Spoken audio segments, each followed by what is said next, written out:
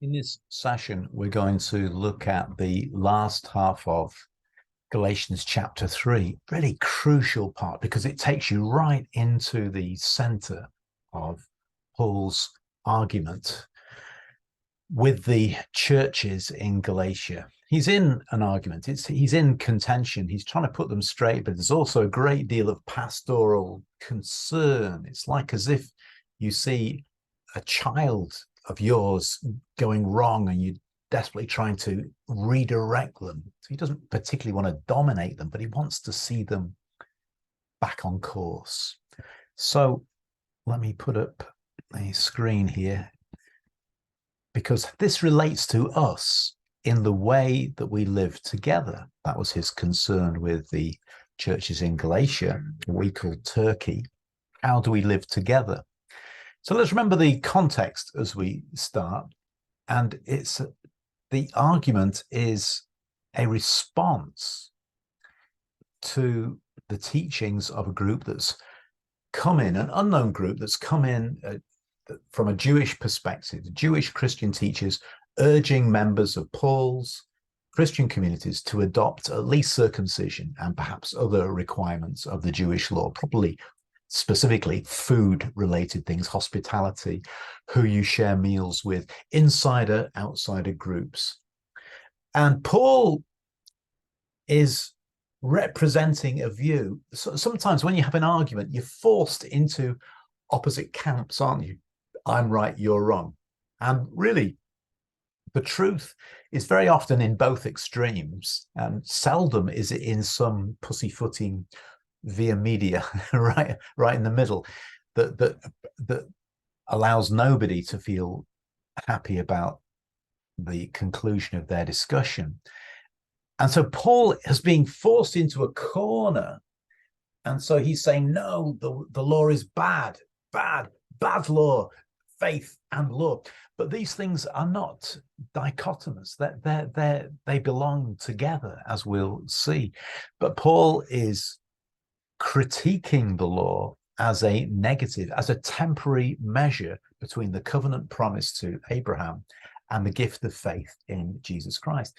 But as we discuss this, don't forget almost the psychology of argument, how we mustn't ever say you're right and I'm wrong. We've got to find negotiable territory. Truth is often in the gray zones, isn't it?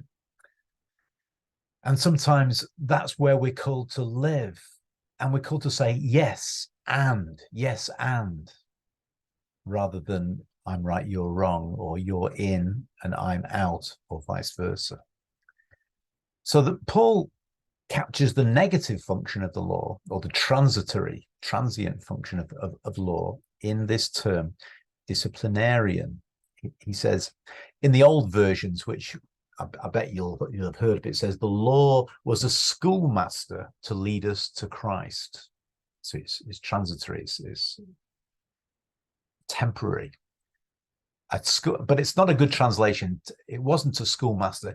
The Greek word that's used is of a slave who used to be associated with the household. Probably it was actually low down on the pecking order of what slaves did.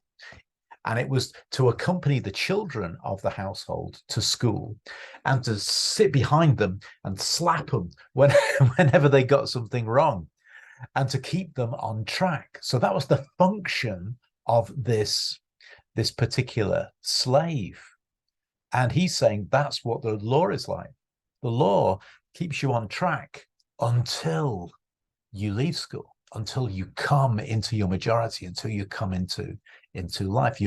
And in quite strong language, you are imprisoned and guarded under the law until faith came, this new thing, the coming of Jesus, the coming of a new way of coming before the Lord, a new way of living, not by performance, not by rule and regulation, but by relationship, by faith, by trusting in Christ.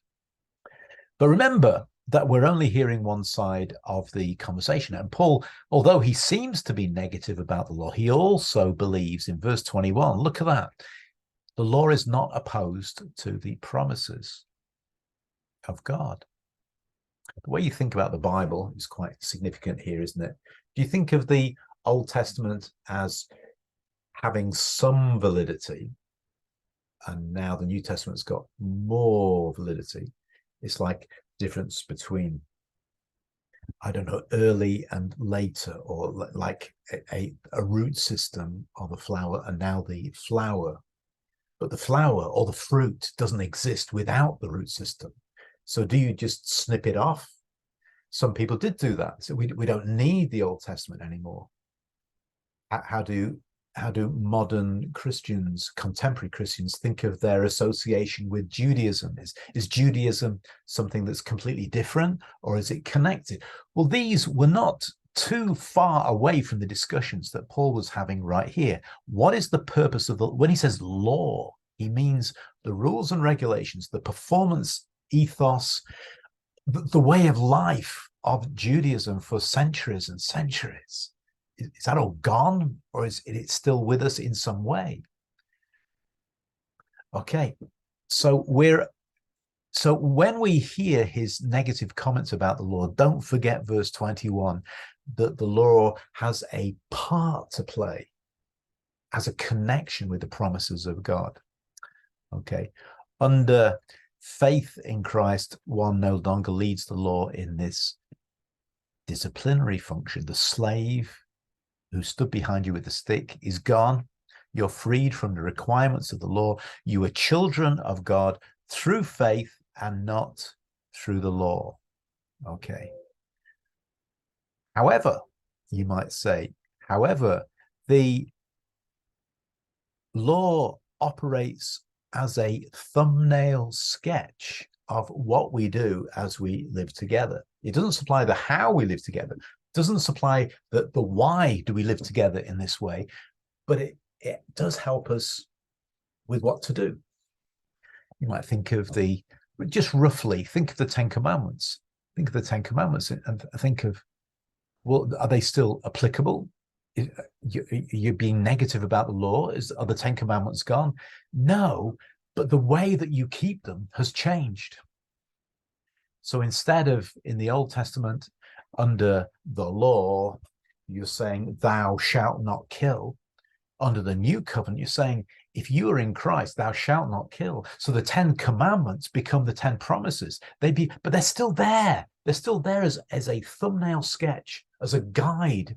They're like those little guide rails that they put when you're bowling. When you do you remember going to a bowling alley and you're really, really not very good at it? So they put those little barriers up on the side. So you roll your ball and the barriers make sure that you stay on track. So the law puts rails up for us to stay on track. They're not the thing itself. They're just helpful reminders. That's what a rule is, isn't it? They're rules so that we keep our lines straight.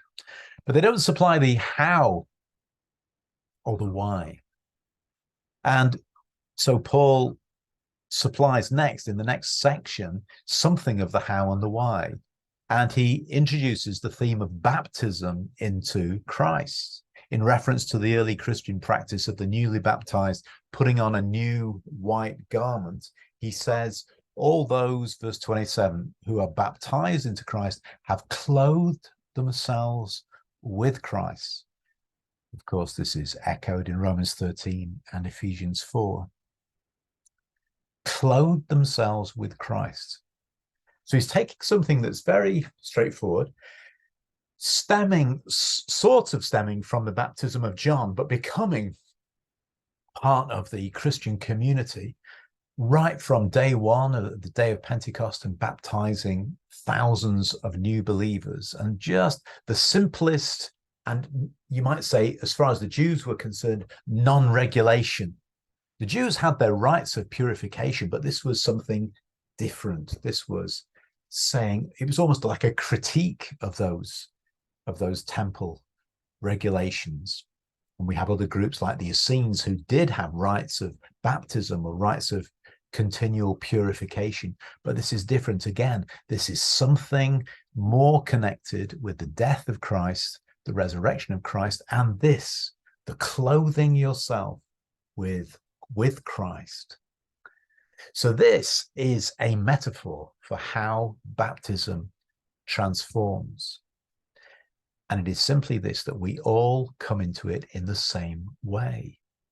And in Galatians 3:28, Paul names three categories of social distinction, which are operative in the surrounding culture at large, which are now not, because we're all baptized. We're all putting on this new garment, which is Christ. So Paul's picking up a very powerful metaphor, and listen to what he does with it. He says, Jew or Greek, slave or free, male or female. So those are three key social dividers.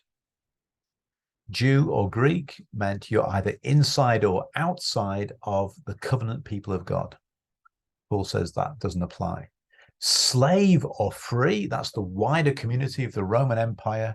You are either one or the other. And Paul says that category does not apply. And male or female,